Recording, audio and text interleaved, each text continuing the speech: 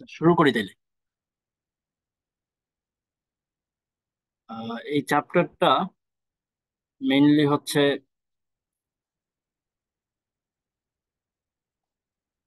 যে capital market যদি আমাদের দুনিয়াতে থাকে, ঠিক আছে, ক্যাপিটাল মার্কেট যদি আমাদের সোসাইটিতে বা দুনিয়াতে থাকে, সেটা আমাদেরকে কোনো বেনিফিট দেয় কিনা।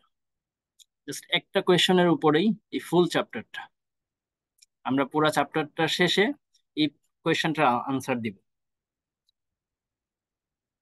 ঠিক আছে, এই যে ডো ক্যাপিটাল মার্কেট বেনিফিটস আস, তাহলে ক্যাপিটাল মার্কেট আমাদেরকে বেনিফিট দেয় নাকি না, এটা আমরা প্রমাণ করব কিভাবে? কখন আমরা বলবো যে ক্যাপিটাল মার্কেট আমাদেরকে বেনিফিট দিচ্ছে? শুরুতেই এখানে একটা ইনডিফারেন্স কার্ভ দেখা যাইতেছে। এই যে ইনডিফারেন্স কার্ভ, এটা কিন্তু আমরা চিনি সবাই, যে কোনো কিছু মানে কোনো চ্যাপ্টার ছাড়া বা কোনো কোর্স ছাড়াও কিন্তু আমরা অলরেডি এটা চিনি যে ইনডিফারেন্স কার্ভ জিনিসটা কি। ইনডিফারেন্স কার্ভ হচ্ছে এমন একটা কার্ভ যে কার্ভের প্রত্যেকটা পয়েন্টে আমাদের স্যাটিসফ্যাকশনের লেভেলটা সমান। ইনডিফারেন্স কার্ভের প্রত্যেকটা পয়েন্টে আমাদের স্যাটিসফ্যাকশনের লেভেলটা সমান। ইনডিফারেন্স কার্ভটার, এই যে কার্ভটার, এটার হরাইজন্টাল অ্যাক্সিসে আছে C0। C0 মানে হচ্ছে আজকের কনজাম্পশন, আর এটার ভার্টিক্যাল অ্যাক্সিসে আছে হচ্ছে C1, মানে আগামী বছর আমি কতটুকু কনজাম্পশন করব। এখন ইনডিফারেন্স কার্ভের এই পয়েন্টটা যদি আমি চিন্তা করি, হাইলাইটার পাচ্ছি না, এই পয়েন্টটা, কার্সর যে পয়েন্টটা, এখানে আমি আজকে কম খাচ্ছি, ফিউচারে বেশি খাবো।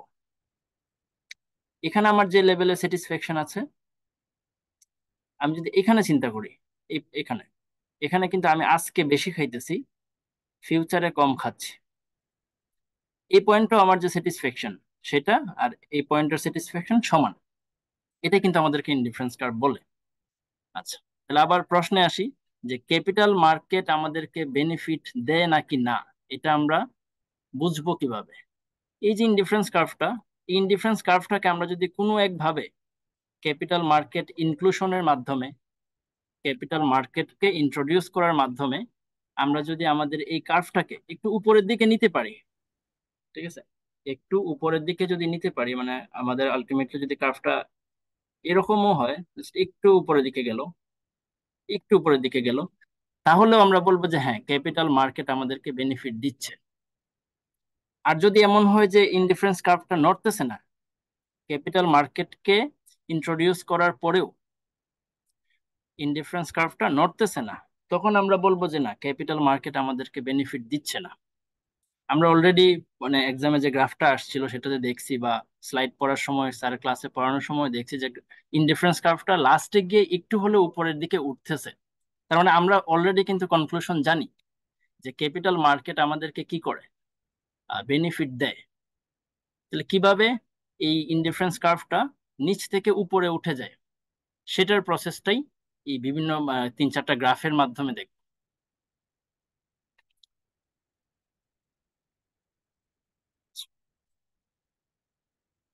এই যে গ্রাফগুলা, গ্রাফটাকে আমি এই যে এখানে তিনটা করে রাখছি, মডেল করে রাখছি। এখানে একটা আহ, আহ, মানে দুইটা জিনিসের কম্বিনেশন দেখব, এখানে দুইটা জিনিসের কম্বিনেশন দেখব।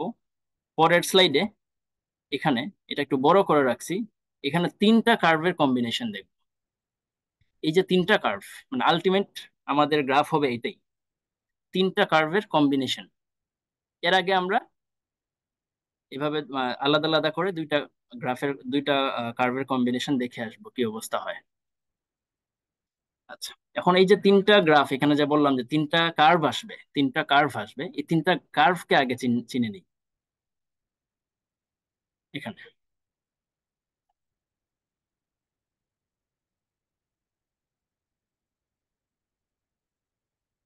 তাহলে এটাও কিন্তু ইনডিফারেন্স কার্ভে, যেটা অলরেডি আমরা দেখছি। এই ইনডিফারেন্স কার্ভের এখানে তিনটা পয়েন্ট আমি আইডেন্টিফাই করে রাখছি আগে থেকেই, এ পয়েন্ট, বি পয়েন্ট এবং সি পয়েন্ট। একটা কার্ভের এই ইনডিফারেন্স কার্ভ গুলো একটু বাঁকা, মানে একটু না, ভালোই বাঁকা। এখানে আরেকটা কার্ভ আছে, এটা হচ্ছে পরে আসতেছি, এই কার্ভটাও বাঁকা। এই যে বাঁকা কার্ভগুলার প্রত্যেকটা পয়েন্টের স্লোপ কিন্তু আইডেন্টিফাই করা যায়, প্রত্যেকটা পয়েন্টের স্লোপ কিন্তু বের করা যায়। যেমন এ পয়েন্টের স্লোপটা আমি যদি এই যে কার্সরটা যেখানে আছে সেখানের স্লোপটা কিন্তু এরকম খাড়া। বি পয়েন্টের যে স্লোপটা সেটা কিন্তু একটু ঢালু, সি পয়েন্টেরটা আরো বেশি ঢালু। ঠিক আছে, এই এই যে মানে প্রত্যেকটা পয়েন্টে একটা স্লোপ আঁকতে পারতে হবে। যে কোনো একটা পয়েন্টে, সাপোজ এই পয়েন্টে যদি আমি একটা স্লোপ আঁকি, স্লোপটা কিরকম হবে? এই এই টানটাকে আমি যদি এখানে নিয়ে যাই, আমি চাচ্ছি এখানে একটা স্লোপ আঁকতে, তাহলে এটা এভাবে গিয়ে নিয়ে ডাইরেক্ট বসাই দিলেই হচ্ছে। কিন্তু এখানে যদি আমি স্লোপটাকে বসানোর চেষ্টা করি, হচ্ছে না কিন্তু। এখানে কি করতে হবে, আমার কার্ভটা একটু ঢালু করে ফেলতে হবে, এবার এরকম ভাবে নিয়ে বসাইতে হবে। ঠিক না? প্রত্যেকটা পয়েন্টে এইভাবে স্লোপটা আইডেন্টিফাই করতে পারতে হবে।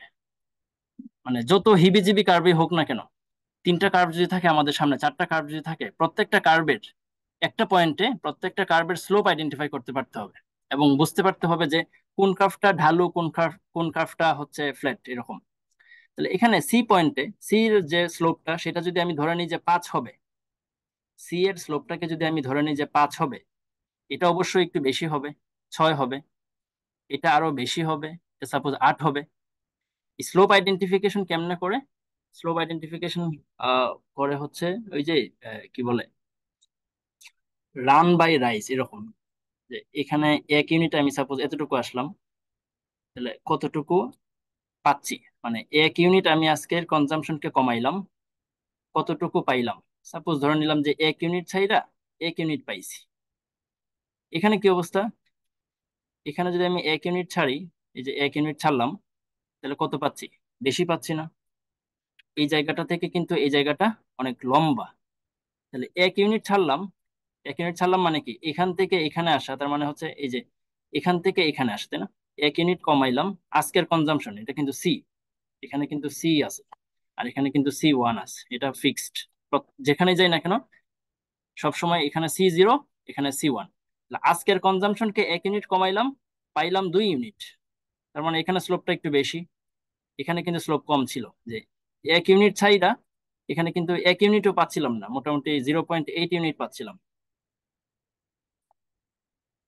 এখানে যদি আসি, এখানে কি অবস্থা? 1 ইউনিট ছাড়লে অনেক বেশি পরিমাণ প্রোডাক্ট পাইতেছি আগামী বছরে। তাহলে 1 ইউনিট ছাড়লাম, ফিউচারে মোটামুটি আমি ধরে নিলাম যে 5 ইউনিট পাইতেছি। তাহলে এখানের স্লোপটা হচ্ছে 0.8, এখানের স্লোপ হচ্ছে 2, এখানের স্লোপ হচ্ছে 5। স্লোপটা যে বাড়তেছে এটা জাস্ট আমি বুঝলাম, আর কিছু না।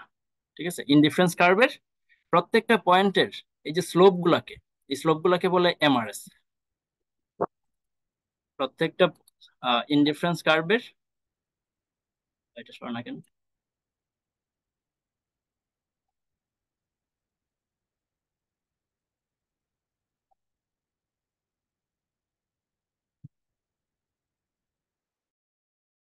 পেন্সিলটা আউট করা যায় কেমনে?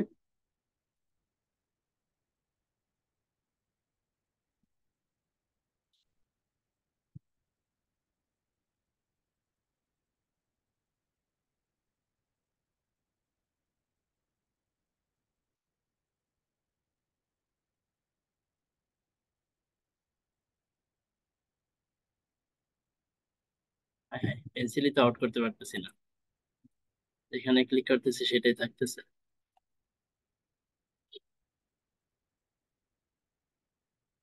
কেউ একজন একটু বলো। উম,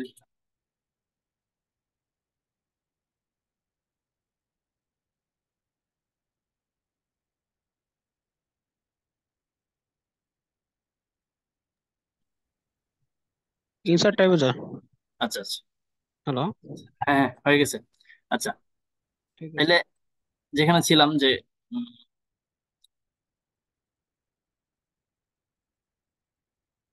একটু এগুলো মুছে দেখি।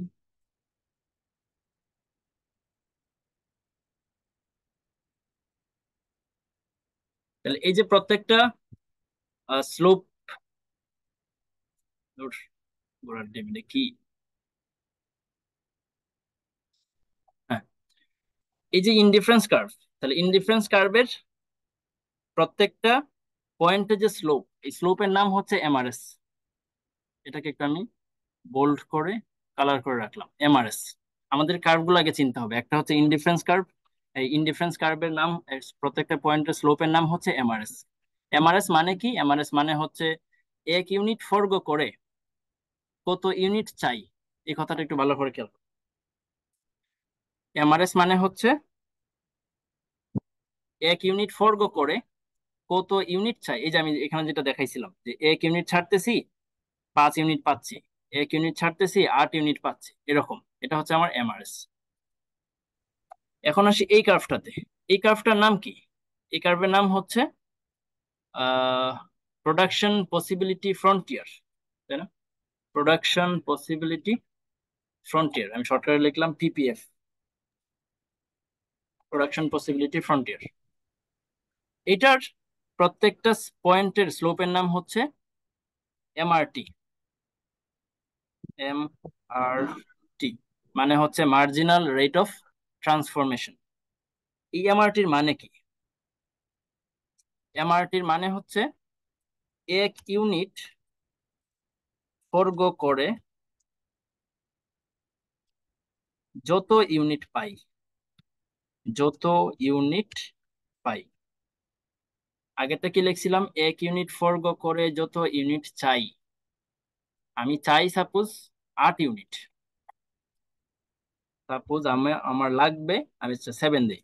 সাপোজ আজকে যদি আমি একটা আপেল না খাই বা একটা কিছু একটা না খাই, আমি আগামীতে চাচ্ছি এটার বদলে 7টা ইউনিট, মানে 7টা আপেল। এমআরটি, এমআরটি মানে হচ্ছে এই যে আমি একটা ইউনিট আজকে ফর্গ করলাম, সেটা আমি কি করব? ইনভেস্ট করব। সাপোজ আমি আপেলটাকে না খাইয়া আপেলটাকে হচ্ছে পাকাইলাম, পাকাইতে পাকাইতে হচ্ছে এটা থেকে বীজ বাহির করলাম, বীজ থেকে চারা, চারা থেকে আমি চাচ্ছি কি হবে? আমি চাচ্ছি 7 ইউনিট আগামী বছর যাতে আমি একটা আপেল থেকে 7টা আপেল যাতে পাই। কিন্তু আমি যদি প্রোডাকশন পসিবিলিটি ফ্রন্টিয়ার কার্ভটা দেখি, আমি বুঝতে পারবো একটা ইউনিট, মানে একটা আপেল আজকে না খাইয়ে আমি যদি সেটাকে ইনভেস্ট করি, কতটা আপেলে সেটা রূপান্তর হবে, মানে মার্জিনাল রেট অফ ট্রান্সফরমেশন, ওই যে কতটা আপেলে সেটা ট্রান্সফর্ম হবে। তাহলে সাপোজ এক ইউনিট ফর্গ করে যত ইউনিট পাই, এটা সাপোজ আমি ধরে নিলাম 8 ইউনিট। ঠিক আছে, তাহলে এমআরএস মানে হচ্ছে আমি কত ইউনিট চাই? 7 ইউনিট চাই। আর এই কার্ভটা আমাকে বলতেছে, কার্ভের সাপোজ যে কোনো একটা পয়েন্ট আমাকে বলতেছে যে এমআরটিটা কত হবে। সাপোজ ধরে নিলাম 8 ইউনিট। এখন এমন যদি হয় যে আমি চাই 7 ইউনিট আর আমাকে প্রোডাকশন পসিবিলিটি কার্ভ দিচ্ছে 8 ইউনিট, তাহলে আমি কি করব? অবশ্যই আজকের কনজাম্পশনটাকে কমাবো। কমায় এইটা কি হইলো?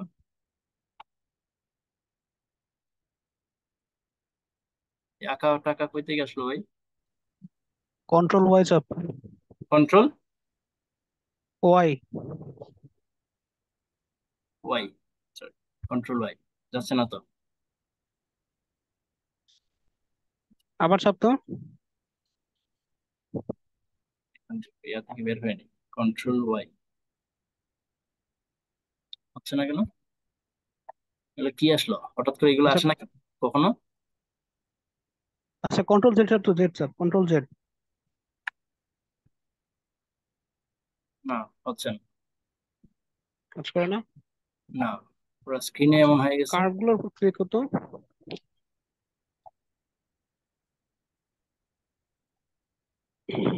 কি করব?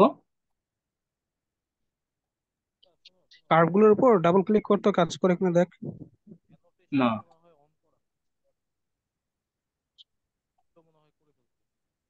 তো আমি একটু স্ক্রিনটা আবার অফ করি, অফ করে দেখি হয় কিনা। অ্যানোটেশন গুলো রিমুভ করো, ওইখানে আছে মনে হয়, দেখো। কি ভাই? তুমি ওই যে জুমের থেকে annotation remove করো, annotation আছে। বুঝি নাই আপনার কথা। তুমি অ্যানোটেশনের পারমিশনটা হচ্ছে জাস্ট তোমার জন্য রেখে দাও। এটা হচ্ছে কেউ ওই স্ক্রিনের উপর লেখছে, তো এটা আমাদের মনে হয় দেখে। জুমে কি ড্র করছে আর কি। হ্যাঁ হ্যাঁ, জুমে ড্র করছে, সেটাই বলতে। ও জুমে ড্র আচ্ছা করছে, আচ্ছা এটা বুঝতে পারছি। আচ্ছা আচ্ছা, কি করবো ভাই আবার একটু বলেন, আমি আপনার কথা শুনতে পাচ্ছি না। সোহাগ শুন, সোহাগ শুনছো তো ভাইয়ের কথা? হ্যাঁ তুমি একটা শুনছি, কাজ এটা জুমে কে যেন ড্র করছে আর কি, কেউ কে জুমে ড্র স্ক্রিনে করছে, ইয়া করছে, তুমি আঁকা কে করছে? অ্যানোটেশন গুলি করে দাও। অ্যানোটেশনের একটা অপশন আছে, এখানে মনে হয় edit করার একটা অপশন পাওয়া যায়। জুমের মধ্যে অ্যানোটেশনের একটা option। তুমি কি অ্যাপ ইউজ করতেছো না? হ্যাঁ ভাই, জুম অ্যাপ ইউজ করতেছি। অ্যাপে দেখো ওই যে, তুমি কি ফোনে, না না, আচ্ছা ল্যাপটপে। ইয়া ফারহান, ল্যাপটপে হ্যাঁ, না, তুমি হচ্ছে এই যে ইয়েতে যাও, এই যে এখানে দেখো, বা সেটিংস এ নোটস অ্যানোটেশনের নোটসে যা। একটা ইয়ে নোটস। আছে দেখো। নোটস হ্যাঁ কোথায়? নোটসে যা, কোথায় নোটস? নিচে যে মেনু বারটা আছে এখানে দেখ, ওই যে তোর রিয়াকশন শেয়ার, তারপর হোয়াইট বোর্ডের পরে অ্যাপস আছে, তারপর নোটস, এখানে যা। বুঝি না কোথা, কোথায় যাবো? ডাইরেক্ট স্ক্রিন দেখা যায় না? ও, স্ক্রিন তো অফ হয়ে গেছে না? আচ্ছা আচ্ছা, স্ক্রিনটা আমি অন করি। স্ক্রিন দেখতেছি তুমি হইতেছে ঘুমে যাও, ঘুমের এখানে দেখো এই যে অ্যানোটেশন নামে কোনো অপশন দেখতেছো কিনা, ডাইরেক্টলি আহ, দেখা। আপনার স্ক্রিন দেখতেছেন? তোমার স্ক্রিন আমি দেখতেছি, হ্যাঁ। দেখি তোমার স্ক্রিন, হ্যাঁ। তো আমারটা, কিন্তু তোমার অপশন তো আমি দেখবো না। এই এখন তো আচ্ছা মনে একটা হয় এই কাজ চলে, এখন করো, মনে হয় তুমি চলে গেছে। তুমি চলে তুমি গেছে ভাই। আমারে হ্যাঁ এখন এখন আমারে হচ্ছে লিডার এখন দেখাও, চলে হ্যাঁ? গেছে, চলে গেছে। চলে গেছে, আচ্ছা আচ্ছা। আচ্ছা গেছে, হ্যাঁ। চলে গেছে, আচ্ছা। তাহলে এত যাই। আহ,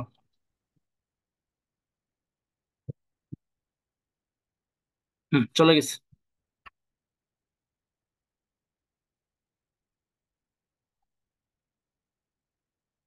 ঠিক আছে, এখন ভাই শুরু করবো। হ্যাঁ এখন ঠিক আছে। আচ্ছা আচ্ছা। তাহলে দুইটা কার্ভ, একটা হচ্ছে ইনডিফারেন্স কার্ভ, যেটার প্রত্যেকটা স্লোপের নাম হচ্ছে এমআরএস, মানে আমি যত কত ইউনিট চাই। এখানে এক্সাম্পলটা সরে গেছে, সাপোজ 7 ইউনিট।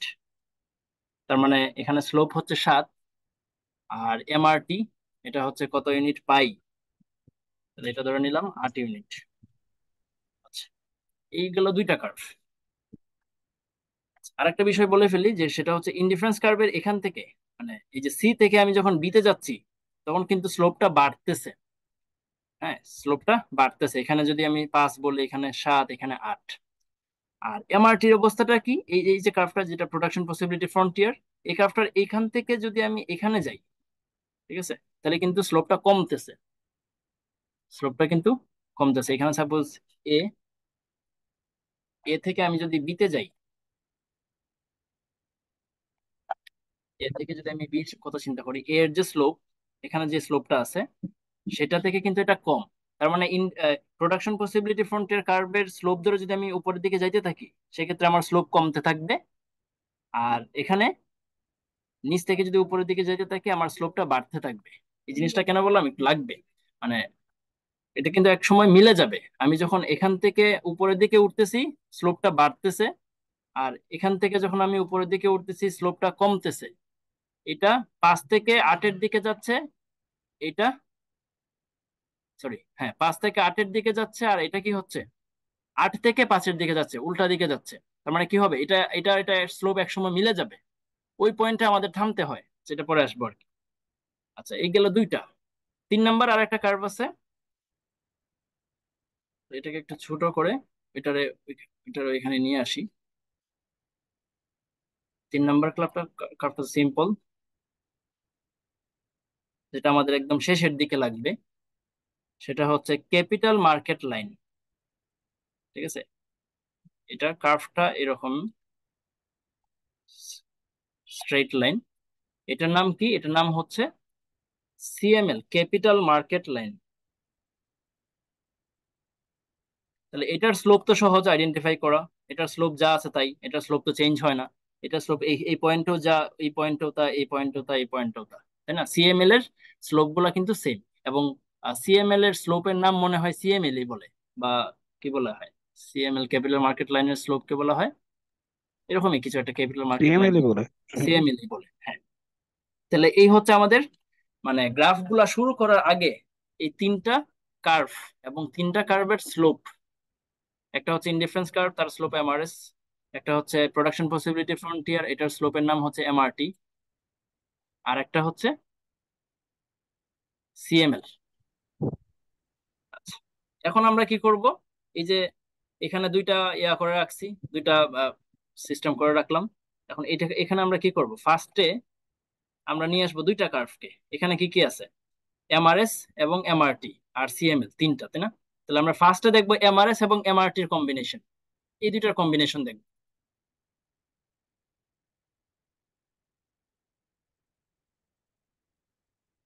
আচ্ছা, সমালোচনা করি। এখানে আমরা তাহলে কি করব? এমআরএস, মানে এমআরএস না, ইনডিফারেন্স কার্ভ আর কাকে নিয়ে আসবো? পিপিএফ, এই দুইটার কম্বিনেশন দেখবো। পরে পরেরটাতে কি দেখবো? Indifference curve, again indifference curve আর সিএমএল।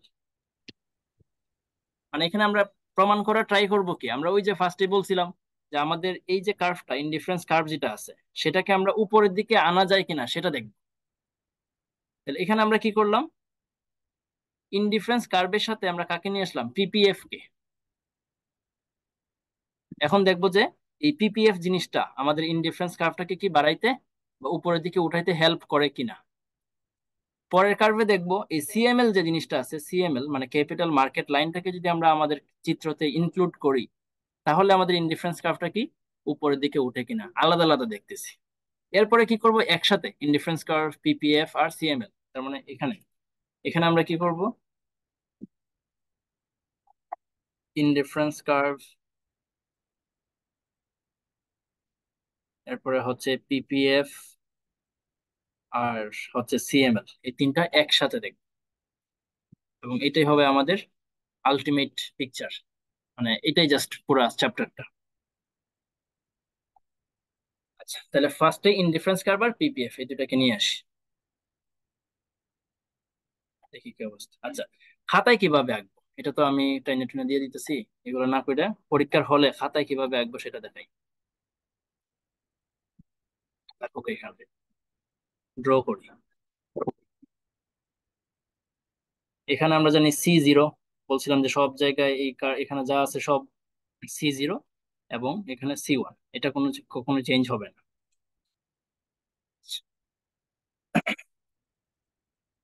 একদম বেসিক, মানে কার্ভটা একদম শুরু করব আমরা কিভাবে? শুরু করব যে আমাদের হাতে আজকে সাপোজ 10টা আপেল আছে বা 20টা আপেল আছে বা 20,000 টাকা আছে, যে কোনো কিছু বলা যায় এটা। আগামী বছর আমাদের হাতে আরো 20,000 টাকা বা 18,000 টাকা বা 15,000 টাকা কিছু একটা হবে আমাদের হাতে, মানে এটা আমাদের ইনকাম। এটা বইয়ে এক্সাম্পলে বলা আছে যে এটা কোত্থেকে আসবে। এটা হইতে পারে আসমান থেকে পড়ছে, মানে মান্না ফ্রম হেভেন, অথবা যে কোনো একভাবে আমার এই ইনকামটা আমার আসবেই, মাস্ট। আজকে C0, মানে আজকে হচ্ছে আমার ইনকাম 20,000 টাকা, আর আমার 1 বছর পরের ইনকাম হচ্ছে 15,000 টাকা। আমি যদি পিপিএফ সম্পর্কে না জানি, এই যে পিপিএফ, এটা সম্পর্কে না জানি, মানে কি? পিপিএফ সম্পর্কে না জানি মানে হচ্ছে আমি কোথায় প্রোডাকশন করতে হবে, মানে কোনো কিছু প্রোডাকশন আমি চিনি না, কোনো কিছু প্রডিউস করতে পারি না আমি। আমি যদি এতই বোকা হই, মানে একদম বেসিক লেভেলে আমি ধরে নিতেছি আমি অনেক বোকা, যে আমি মানে প্রডিউস করতে চিনি না, আমি সিএমএল মানে ক্যাপিটাল মার্কেট সম্পর্কে আমার কোনো আইডিয়া নাই, আমি তাহলে কি করব? আজকের 20,000 টাকা আজকেই কনজাম্পশন করে ফেলবো না? এটা কিন্তু Y0, এই 20,000 কিন্তু আবার ইনকাম, আর এই 15 কিন্তু এটা হচ্ছে পরের বছরের ইনকাম। আচ্ছা, যদি আমি কোনো পিপিএফ সম্পর্কে না জানি এবং সিএমএল সম্পর্কে না জানি, তাহলে আমি যেটা করব, আজকেই এই 20,000 টাকাকে কনজাম্পশন করে ফেলবো এই পয়েন্টে। এই পয়েন্টটা হবে আমার তাহলে কনজাম্পশন পয়েন্ট, এবং আগামী বছর যে 15,000 টাকা পাবো সেটা আমি আগামী বছরই কনজাম্পশন করে ফেলবো। তাহলে এই পয়েন্টটা হচ্ছে আমার একটা, মানে আমার ইনডিফারেন্স কার্ভের একটা পয়েন্ট। এই পয়েন্টটাকে ক্রস করে আমি একটা ইনডিফারেন্স কার্ভ আঁকবো পরীক্ষার হলে। ঠিক আছে? একদম বেসিক লেভেলে আমি যখন পিপিএফ সম্পর্কে জানি না, সিএমএল সম্পর্কে জানি না, তখন আমি আজকের ওই ইনকামটাকে আজকে কনজিউম করে ফেলছি। তার মানে আমি এখানে লিখতে পারি Y0 সমান সমান C0, আমি লিখতে পারি। এখানে আমি Y1 সমান সমান C1 লিখতে পারি। তাহলে এই হচ্ছে আমার কনজাম্পশন পয়েন্টটা। এটাকে ক্রস করে আমি আমার ইনডিফারেন্স কার্ভটা আঁকবো। ইনডিফারেন্স কার্ভ, এক একজনের ইনডিফারেন্স কার্ভ এক এক রকম হইতে পারে, একজনেরটা এরকম হইতে পারে, আর একজনেরটা এরকম, আমি যেটা আঁকছি ফার্স্ট এটা হইতে পারে।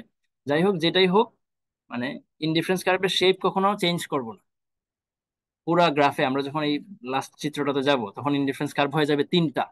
তো ইনডিফারেন্স কার্ভ আমরা যখন এটার উপরে যখন আরেকটা আঁকবো তখন ইনডিফারেন্স কার্ভ এরকম ভাবে আঁকবো, এরকম ভাবে আঁকবো, মানে শেপ চেঞ্জ করব না। কারণ একজন ব্যক্তির ইনডিফারেন্স কার্ভ কখনো শেপ চেঞ্জ হয় না। আমার সাথে আরেকজনের ইনডিফারেন্স কার্ভের শেপ কখনো মিলবে না। আমার ইনডিফারেন্স কার্ভ এরকম, আরেকজনের ইনডিফারেন্স কার্ভ সাপোজ এরকম, দুইজনের দুইটা দুই রকম। কিন্তু আমার ইনডিফারেন্স কার্ভের শেপ যখন শিফট করবে, উপরের দিকে যাবে, তখন কিন্তু শেপ চেঞ্জ হবে না। এটা কিন্তু অবশ্যই খেয়াল রাখতে হবে, শেপ চেঞ্জ করা যাবে না। শেপ যদি আমরা চেঞ্জ করে আমরা কম্পেয়ার করতে পারবো না ইনডিফারেন্স আমরা কি হায়ার ডিগ্রি পাচ্ছি নাকি পাচ্ছি না। আচ্ছা, তাহলে এই হচ্ছে ইনডিফারেন্স কার্ভ। এটা এই যে পয়েন্টটা, এই পয়েন্টটার নাম দিলাম এ। এটা আমাদের যে স্লাইড আছে স্লাইডেও এটার নাম দিছে এ। মিটিং হয়তো বা 40 মিনিট পরে শেষ হয়ে যাবে, আবার লিঙ্ক দিয়ে দিব। আচ্ছা, যেহেতু এখন আমরা পিপিএফ সম্পর্কে জানি, মানে একটু চালাক হইছি, তখন আমরা কি করব, এই পয়েন্টটাকে ক্রস করে একটা পিপিএফ কার্ভ আঁকবো। এই পয়েন্টটাকে ক্রস করে একটা একটা পিপিএফ কার্ভ আঁকবো এইভাবে। ঠিক আছে। আচ্ছা, তাহলে শুরুতেই আমি মানে আমি আমার কনজাম্পশনটা করতেছিলাম কোন পয়েন্টে, এ পয়েন্টে। এখন যখন যখন আমি পিপিএফ কার্ভটা সম্পর্কে জেনে গেছি, যে আমি আমি একটু একটু খোঁজ খবর নিয়ে দেখলাম যে প্রডিউস করা যেতে পারে আজকের কনজাম্পশনকে কিছু কমায়া সেটাকে ইনভেস্ট করে কিছু ফিউচারে বেশি কনজাম্পশন করা যেতে পারে। তাহলে আমি এই যে এ পয়েন্টে আবার ওই যে ফার্স্টে বলছিলাম স্লোপ ডিটারমিনেশন করতে হবে। এ পয়েন্টে এ পয়েন্টে ইনডিফারেন্স কার্ভের স্লোপ কত? এই এ পয়েন্টে ইনডিফারেন্স কার্ভের স্লোপ হচ্ছে এরকম না? ও, এ পয়েন্টের যে ইনডিফারেন্স কার্ভের যে স্লোপ সেটা হচ্ছে সাপোজ এটা। ভাই, ঝামেলা করিস না তো। এটা হচ্ছে ইনডিফারেন্স কার্ভের স্লোপ। আর এটা আমি যদি সেম পয়েন্টেই আমি হচ্ছে এই প্রোডাকশন পসিবিলিটি ফ্রন্টিয়ারের স্লোপটা আঁকবি আঁকি। এটা না প্রোডাকশন পসিবিলিটি ফ্রন্টিয়ারের স্লোপটা। তাহলে কোনটা খাড়া? অবশ্যই পিপিএফ এরটা খাড়া।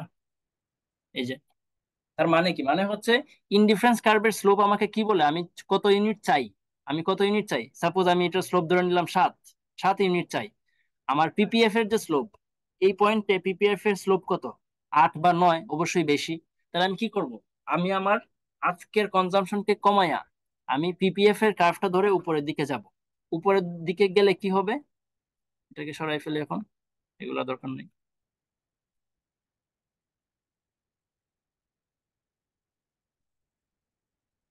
কি উল্টা পাল্টা হয়ে যায় রে ভাই, কে চালতো। কন্ট্রোল জেড চাপ। হুম। আচ্ছা, লাও।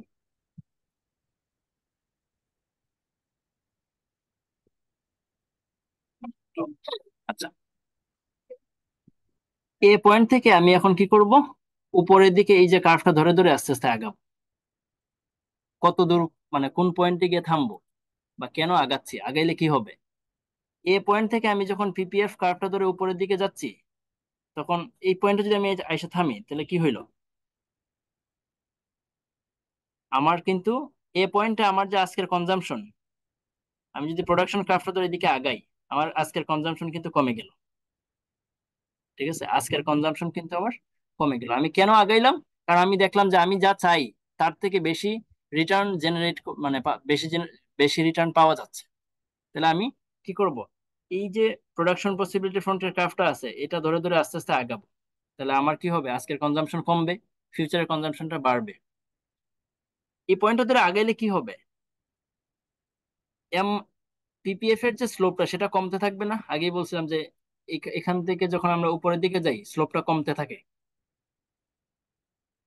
তাহলে আমি যখন এ পয়েন্ট থেকে এখানে বি পয়েন্টের দিকে যাব, এখানে একটা নাম দেই, এই বি পয়েন্টের দিকে যাব, তখন কিন্তু আমার এই স্লোপটা কমতে থাকবে, আবার ইনডিফারেন্স কার্ভের স্লোপটা বাড়তে থাকবে না? তাহলে একটা স্লোপ বাড়তেছে, একটা স্লোপ কমতেছে, আর একটা স্লোপ হচ্ছে বাড়তেছে। এই দুইটা একটা পয়েন্টে গিয়ে সেম হয়ে যাবে। যে পয়েন্টে সেম হবে সেই পয়েন্টে আমাকে থামতে হবে। তাহলে সাপোজ আমি ধরে নিলাম এই পয়েন্টে এই পয়েন্টে হচ্ছে দুইটা স্লোপ সমান হয়ে গেছে, তাহলে আমি আর ইনভেস্ট করব না, মানে আমি আমার কনজাম্পশনটাকে, আজকের কনজাম্পশনটাকে আর কমাবো না। সহজ কথা, আমি আমার আর ইনভেস্টমেন্টটাকে আর বাড়াবো না। তাহলে আমার এই পয়েন্টে যদি আমি এসে থামি, আমার এখানে একটা ইনডিফারেন্স কার্ভ আঁকতে হবে। ইনডিফারেন্স কার্ভ, তাহলে কি বোঝা গেল যে পিপিএফ এর মাধ্যমে, মানে পিপিএফ কার্ভটা যখন আমাদের সোসাইটিতে থাকে তখন আমরা হায়ার ইউটিলিটি পাই। এটা ছিল আমাদের ইনডিফারেন্স কার্ভ 1, এটা হচ্ছে আমাদের ইনডিফারেন্স কার্ভ 2। এই গেল একটা। এখন আসি এখানে ইনডিফারেন্স কার্ভ এবং সিএমএল, তাহলে সেম এগেইন। আমরা যখন একদম বেসিক পয়েন্টে আছি তখন আমাদের ইনকাম হচ্ছে এখানে 20 20, আর এখানে হচ্ছে আমাদের পরের বছরের ইনকাম, এটা হচ্ছে 15। আমি যখন কোনো কিছু সম্পর্কে জানি না তখন আমি কি করব, আজকের 20 টাকা আজকেই খেয়ে ফেলবো, আর আগামী বছরের যে 15 টাকা, আগামী বছরের 15 টাকা আগামী বছরে খেয়ে ফেলবো। তাহলে এটা হবে আমাদের, আমার বেস একদম প্রথম ইনডিফারেন্স কার্ভটা। এটা হচ্ছে আমার I1। ঠিক আছে, I1। তাহলে এই পয়েন্টটাকে আমি একটু করে রাখি, এটার নাম দিলাম আবার এ, এখানে এ দিলাম এটাকে। আচ্ছা, এখন আমরা পিপিএফটাকে আপাতত মানে ইগনোর করবো, যে পিপিএফ বলতে কি দুনিয়াতে কিছু নাই। জাস্ট আমি জানতে পারলাম যে দুনিয়াতে ক্যাপিটাল মার্কেট সম্পর্কে কিছু একটা আছে। তখন আমি কি করব, আমি বলবো যে না, আজকের 20 টাকা কি আমি পুরোটা খাবো, নাকি কিছু টাকা ইনভেস্ট করা উচিত মার্কেটে। মার্কেটে ইনভেস্ট করা উচিত কিনা সেটা আমি কিভাবে বুঝবো। তাহলে আমাকে আমার লাগবে হচ্ছে সিএমএল লাইনটা, সিএমএল লাইনটা লাগবে। তাহলে সিএমএল এর লাইনটা এই পয়েন্টে আঁকতে হবে। এ পয়েন্ট আছে না, এ পয়েন্টটাতে সিএমএল এর লাইনটাকে আঁকতে হবে। আমি ধরে নিলাম সিএমএল এর লাইনটা এরকম।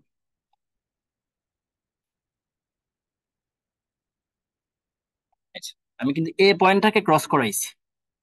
ঠিক আছে, বেসিক যে পয়েন্টটা সেই পয়েন্টটাকে ক্রস করাইতে হবে। এখানেও কিন্তু আমি এ পয়েন্টটাকে ক্রস করাইছিলাম। আচ্ছা, এখন এ পয়েন্টে স্লোপ কোনটার বেশি, সিএমএল এর স্লোপ বেশি নাকি ইনডিফারেন্স কার্ভের স্লোপ বেশি? ইনডিফারেন্স কার্ভের স্লোপটা তো এরকম হবে, অনেক কম, তাই না? এটা দেখানো লাগবে। ইনডিফারেন্স কার্ভের স্লোপটা কিন্তু এরকম।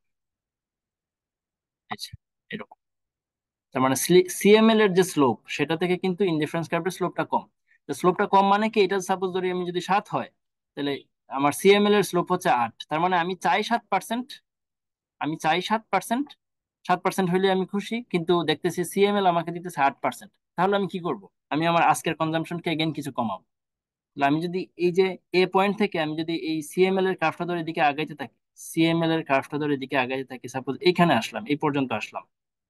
এই পর্যন্ত আসা মানে কি, মানে হচ্ছে আমার কনজাম্পশন ছিল এখানে C0, আমি আমার কনজাম্পশনকে নিয়ে আসছি এইখানে। তাহলে এতটুকু কনজাম্পশন আমি কমায় দিছি না, এতটুকু কমায়া আমি কি করছি, সিএমএল মানে ক্যাপিটাল মার্কেটে আমি ইনভেস্ট করছি। কত পার্সেন্ট রেটে? 8% রেট। তাহলে আমি যখন এ পয়েন্ট থেকে এই পয়েন্টের দিকে আসতে থাকলাম, এই যে এই পয়েন্টটা বি পয়েন্টের দিকে আসতে থাকলাম, তখন কি হইলো, এ থেকে বি তে আস্তে আস্তে আমার সিএমএল এর স্লোপ কিন্তু চেঞ্জ হয় নাই, সিএমএল এর স্লোপ কিন্তু সেমই আছে। ইনডিফারেন্স কার্ভের স্লোপ কিন্তু চেঞ্জ হয়ে গেছে। ইনডিফারেন্স কার্ভের স্লোপ এখানে যত ছিল এটা ঠিক বিপরীতে। এই যে পয়েন্টটা বি পয়েন্টটা ঠিক বিপরীতে এখন কিন্তু ইনডিফারেন্স কার্ভের স্লোপটা মোটামুটি 8। তার মানে সিএমএল এর সমান হয়ে গেছে না অলমোস্ট।